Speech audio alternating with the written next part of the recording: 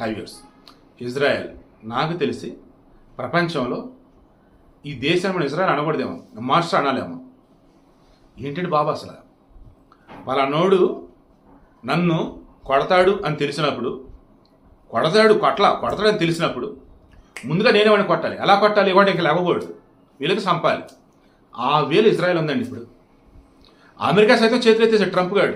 ఓరు బాబు మాకే సంబంధం లేదు, నన్ను వదిలేటర్ బాబు అని చెప్పేసి ఇరాన్తో అంది. ఇరాన్కి ఊరుకోవట్లా, ఇజ్రాయెల్ తాట తీస్తారేస్తుంది. అవునా? ఇజ్రాయెల్ కదా ఇరాన్ తాట తీస్తుంది, ఇరాన్ ఇజ్రాయెల్ తాట ఎక్కడ తీస్తుంది అంటారా? అది నిజమే. డ్రోన్ తెగ పంపింది ఇజ్రాయెల్ మీదకి. బట్ ఇజ్రాయెల్ వచ్చేసి దాని దగ్గర ఐరన్ డ్రోన్ ఉంది కదా, మొత్తం అడ్డుకుంటుంది. సో విషయం ఏంటంటే నిన్న కూడా ఇరాన్ వాళ్ళు, ఇజ్రాయెల్ వాళ్ళు టెహ్రాన్లో, అంటే ఇరాన్ రాజధాని టెహ్రాన్లో ఉన్నటువంటి న్యూక్లియర్ సెంటర్స్ ఏవైతే ఉన్నాయో, స్థానిక స్థావరాలు కీలకమైన ఏవైతే ఉన్నాయో వాటి మీద దాడి చేయడానికి ముందే ఇరాన్ క్లియర్గా చెప్పాను, ఇదిగో మాట్లాడితే ఆంక్షలు పెడతామంటావు మా మీద, మేము న్యూక్లియర్ పవర్ అవుదామని చెప్పి ట్రై చేస్తామని చెప్పేసి ఇజ్రాయెల్ మా మీద లేనిపోయిన ఆరోపణలు చేస్తుంది. నువ్వు అదేగా చేస్తున్నావు. దెన్ ప్రపంచంలో ఏం చేయాలి, ఎవరికి ఎలా ఉండాలంటే మీరే చెప్తున్నాం, మేము అలాగే ఉన్నాం. కానీ ఇజ్రాయెల్ నమ్మట్లా. మన పాలస్తీనా హమాస్ టెర్రరిస్ట్ మీద దాడి చేశారు కదా, ఇది చేశారు కదా, దానికి మేము కారణం అంటూ మేము దగ్గర న్యూక్లియర్ పవర్స్ అన్న వేళ మేము స్ట్రెంగ్త్ అవుతున్నాం అన్నట్టు ఫీల్ అయిపోయి మా మీద దాడిని వాళ్ళు రెడీ అవుతున్నారు. నువ్వు జాగ్రత్త, అమెరికా అని చెప్తుంది, నువ్వు జాగ్రత్త, ఏదైనా జరిగితే నీదే బాధ్యత అన్నారు. అమెరికా కూడా ఏమన్నాడు, ఇజ్రాయెల్ దాడులు ఏం చేయరులే అన్నాడు. ఆడు చెప్పిన కాసేపటికి వేసి కొట్టాడు ఇజ్రాయెల్ వాళ్ళు.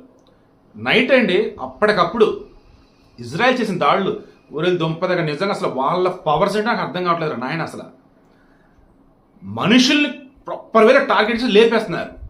2 న్యూక్లియర్ సైంటిస్టులు చనిపోయారు. వారి చనిపోయి ఆర్మీకి సంబంధించి వాళ్ళు చీఫ్ ఉంటారు, అతను చనిపోయాడు. ఇరాన్ నేషనల్ సెక్యూరిటీ గార్డ్స్ ఎవరు ఉంటారు అక్కడ, అతను, 2 కీలకమైన అధికారులు ఆర్మీకి సంబంధించి వాళ్ళు చనిపోయారు. మొత్తం 5 కీలకమైన చనిపోయారు. అండ్ న్యూక్లియర్ వెపన్స్ సంబంధించేసి వాళ్ళు రెడీ చేస్తున్న మూమెంట్లో ఆ సెంటర్స్ ఏవైతే ఉన్నాయో అవి స్మాష్, ల్యాబ్ స్మాష్, ఇంకా మరికొన్ని దాడులు చేసింది. ఇవిడే ఇంక ఇరాన్ ఏం చేసింది, వీడు మనల్ని బతకనివ్వడు, వీడు మనల్ని ఎదగనివ్వడు. పాకిస్తాన్కి సంబంధించి భారతదేశం సంబంధించి మన యుద్ధం అన్నప్పుడు అన్ని దేశాలు భయపడింది ఏంటి, పాకిస్తాన్ దగ్గర న్యూక్లియర్ వెపన్స్ ఉన్నాయి, మన దగ్గర న్యూక్లియర్ వెపన్స్ ఉన్నాయి. వన్స్ ఈ న్యూక్లియర్ వెపన్స్ ఒకదాని మీద ఒకటేసుకునే మూమెంట్లో ప్రపంచం అల్లకల్లం అయిపోయింది. అందుకని ఇరాన్కి సంబంధించి వాళ్ళు న్యూక్లియర్ వెపన్స్ రెడీ చేద్దామనుకుంటూ ఉన్నారు. వాళ్ళు చేయకూడదు, ఆపాలి. ఇజ్రాయెల్ ఎప్పటి నుంచి ఇదే చెప్తుంది. బట్ వాళ్ళు చేసుకుంటూ పోతున్నారు. వీళ్ళకి అప్డేట్ వచ్చింది. సో ప్రాసెస్ మధ్యలో ఉందా, చివరిలో ఉందా, స్టార్టింగ్లో ఉందా, ఏదైనా సరే నువ్వుగా చెయ్యొద్దురా ఆ చేసే వాళ్ళని చంపేశారు. ఆ సెంటర్ని కూడా మొత్తం డిమాలిష్ చేసి పడేశారు. ఇప్పుడు ఏమైంది, ఒక్కసారిగా ఇంటర్నేషనల్గా క్రూడ్ ఆయిల్ ధరలు భారీగా పెరిగాయి. మన దగ్గర నాకు తెలిసి రేపు ఎల్లుండి నుంచి భయంకరంగా పెట్రోల్ డీజిల్ రేట్లు పెరుగుతాయి. ఇటువంటి మూమెంట్లో ఆబ్వియస్లీ బంగారు రేట్లు దూసుకుపోతాయి. బంగారు రేట్లు పెరుగుతాయి, క్రూడ్ ఆయిల్ ధరలు పెరుగుతాయి. ఇంటర్నేషనల్ వైడ్గా చూసుకున్నప్పుడు మరలా ఫైనాన్షియల్ వేలో బోల్డ్ అండ్ ఫ్లక్చువేషన్స్. ఇక ఇప్పట్లో యుద్ధాలు ఆగేటట్టు లేవు స్వామి. ఆ రష్యా ఉక్రెయిన్ది ఇవి ఇంకా సమస్య పోలా, ఈ హమాజు ఇజ్రాయెల్ సమస్య పోలా. ఇప్పుడు కొత్తగా మరలా మన లెబనాన్ మీద కొట్టాడా ఇజ్రాయెలుడు, ఈ మధ్యలో వచ్చేసి మళ్ళీ ఇరాన్ వాడు తగిలాడా. మళ్ళీ ఆ ఇజ్రాయెలుడు ధైర్యం ఏంటో నిజంగా బాబోయ్, ఆ యూదుల్ని మెచ్చుకోవాలి. వారిని నడిపిస్తున్నటువంటి శక్తి ఏదో కానీ మోస్ట్ పవర్ఫుల్ అని చెప్పాలి నేనైతే మాత్రం. లేదు వారిని వారు నమ్ముకొని వారిని నమ్మిన దైవానికి మాట ఇచ్చారో, లేదన్నప్పుడు వాళ్ళు నమ్మిన దైవం ఉంది తోడుగనుకుంటున్నారు. కానీ వాళ్ళ ధైర్యం, వాళ్ళ ఎఫర్ట్స్, వాళ్ళ యొక్క మన దగ్గర రీసెర్చ్ అండ్ అనాలిసిస్ వింగ్ ఉంటుంది చూసారా, ఇంటెలిజెన్స్ పాకిస్తాన్కి ఐఎస్ఐ, మనకి రీసెర్చ్ అనాలిసిస్ అలా వాళ్ళకి మొసాద్ అని ఉంటుంది. వాళ్ళు మామూలు కాదు నాయన. అసలు ఇజ్రాయెల్కి ఎక్కడో అనకాపల్లిలో అత్తిలి వీధిలో ఉన్నటువంటి అప్పారావు ఇజ్రాయెల్కి మోసం చేద్దాం తలపెట్టినాడు అంటే వాడిని కూడా లేపేస్తారా బాబు వాళ్ళు. అంత నెట్వర్క్ అసలు వాళ్ళు.